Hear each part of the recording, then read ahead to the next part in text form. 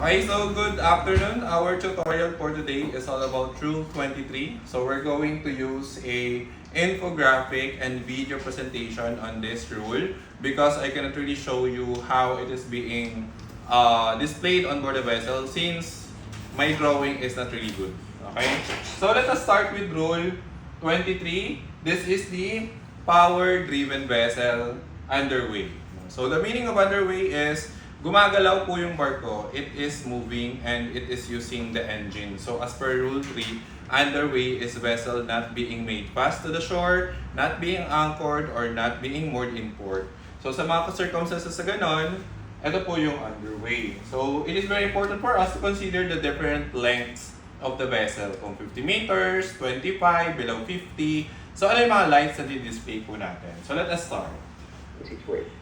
The first paragraph tells us what a power-driven vessel needs to show. They need to show a forward masthead light, a second masthead light, abaft and higher than that forward one. But if they're less than 50 metres, they don't need to exhibit that second light. And then they've got to show side lights and a stern light. Okay, so there will be a video. A top-down view of this ship. Yeah. Of course, they're going to show that masthead light forward, second masthead light, which is going to be aft and higher than that first one. Okay, so if this is the case, 50 meters po to more than, no? So dalawa po yung ilaw po niya dyan. And of course, side light, and of course, turn light, no? So this is our masthead. Masthead, I mean, and this is our bridge. Okay? So dyan po, iilaw po siya. Okay? Side lights and a stern light.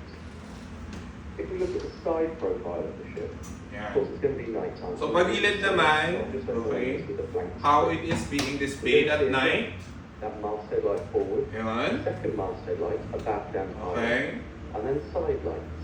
So, starboard side visibility po ito. So, green light. So, ito po siya normally. The length again is more than 50 meters. So, bali dalawa. Pag less than 50 meters, normally po, wala to.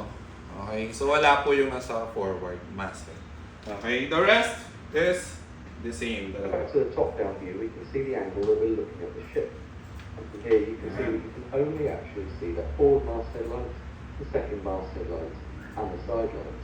The stern light isn't visible. But if we move the camera around to this kind of angle, Ito, stern light. suddenly we can see the stern Yeah. light, but not Okay. the others. Okay, so as per Rule 22 kasi, ano yung mga kulay, no, na we have for the different lights. So it is provided here. Stern light is white, masthead is white. So the difference is green for starboard and port is red. It just looks like this. It would just be a single white Okay. light visible. If this is the aspect, it means you are seeing it at the back. Okay? So stern light lang yung makikita mo pag nasa proa mo yung barko. Okay? This is stern light. All around white light. Lights Okay? indicate a lot of things. But in this example, it's indicating the stern light of a power-driven vessel. Mhm. Paragraph 8 then Next. goes on to say an air cushion vessel, which is like a hovercraft, when they're operating in the non-displacement mode, so when they're hovering, in addition to the lights we've already looked at, they need to show an all-round flashing yellow light. Okay, so yellow light naman po for different caution vessel. No? So ganyan po yung display po niya. No? Nagpa-flash po yung yellow for air caution vessel. Operating in non-displacement mode in addition to this light prescribed for this rule. So additionally, pag air caution, yellow. Okay? And next po, yung wing craft, ganun din yun siya. So let us Let me just proceed. look at the winging craft. Letter C. Now, of course, these are craft that fly in close proximity to the surface, utilizing surface effect action. Yeah. Pag nandun na po yung sa water, tapos yung sa air, no? So bale para magtutugma na yung air and water. Okay. So additional red, no? For normally, ito po yung mga red and yellow that we are seeing here. Okay, the red ones, ayan po, no? You can see the weak craft and air caution na mga barko if you are near channeling, harbors, or puerto. So doon mo na siya makikita yung mga flashing yellow, flashing red na mga air caution. So always, papasok din po yung Rule 5 dito, yung pag-look out. So it's very important for us to verify yung mga kulay. No? Okay, so next. Then paragraph D. About power driven vessels of different And for sizes. those less than 12 So, meters 12 na meters, vessel, instead of the lights we've already talked about, you can exhibit an all-round light and side lights. In reality, Okay, ayan. all we've done here is taken It these will lights become one.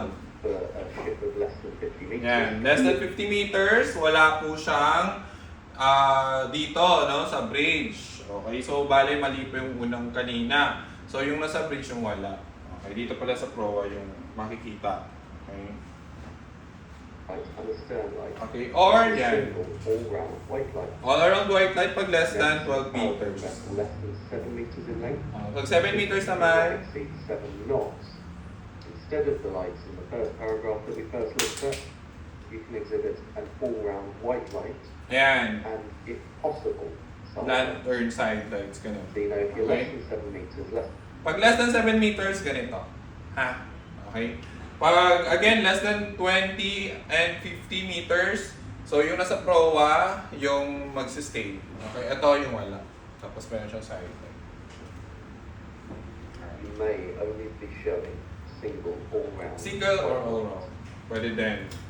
And then the final paragraph just goes on to describe a bit of the positioning. So it says the masthead light or all-round white light of the power-driven vessel less than 12 meters in length may be displaced from the fore and aft centre line. So it doesn't need to be on that centre line if the fitting of it there is not practicable.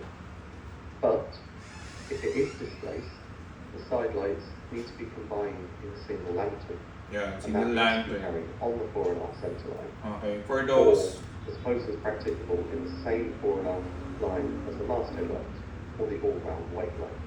okay. And that brings us to the end. So, ayan po siya, no? Just a recap, of course.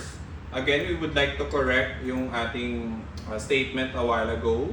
So, for less than, okay, as a correction, for less than 50 meters. Okay, so more than 50 meters to.